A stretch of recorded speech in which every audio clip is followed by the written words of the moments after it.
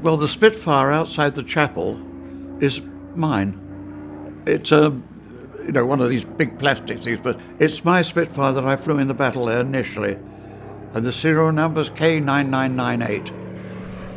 This is St George's RAF Chapel of Remembrance in Biggin Hill, England. It's a memorial to the aircrew who died from Biggin Hill during World War II. On Parade caught up with Verger Margaret Wilmot to find out more. Biggin Hill was a fighter station, very, very active. 1943, May 1943, two pilots actually flying from Biggin Hill claimed the 1,000th kill of an enemy aircraft. Well, in fact, it was 999 and 1,000. They couldn't agree between them who had shot down what, so they agreed to share it. They were René Mouchot from the Free French and a Canadian called Jack Charles. Great celebrations, hugely prestigious for the station. And also, when they came back, there was a desire by all the men present at the time to also remember all those who'd given their lives in the previous 3 years. But they wanted their own Remembrance Chapel.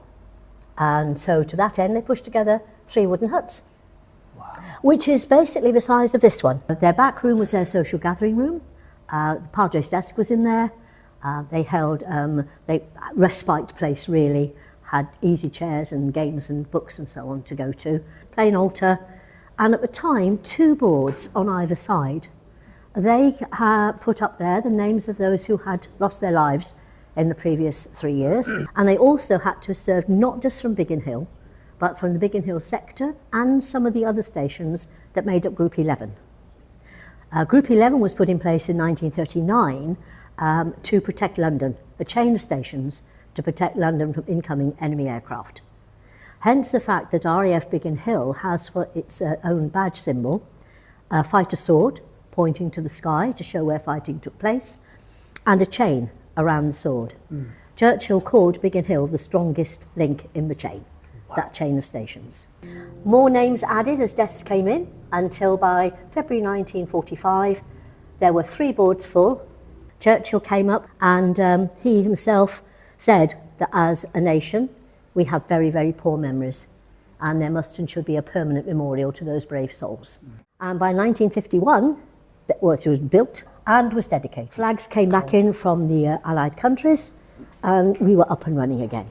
Then let me come to this, the realism of how beautiful an aircraft was and what it did, but this is the price that was paid. And for me, it's what those men up there asked for. Geoffrey Wellum said it. He said, we don't want medals, we don't want thank yous, we just ask you remember us. And here, we do that every single day, every year. Wow. How beautiful was that? We don't want medals, we don't want thank yous. We just want to be remembered. Just remember us. And remember them we shall. Yes. It's not about medals. It's not about thank yous. But it's nice to be remembered, because being remembered covers everybody who served, flew and fought in the Battle of Britain.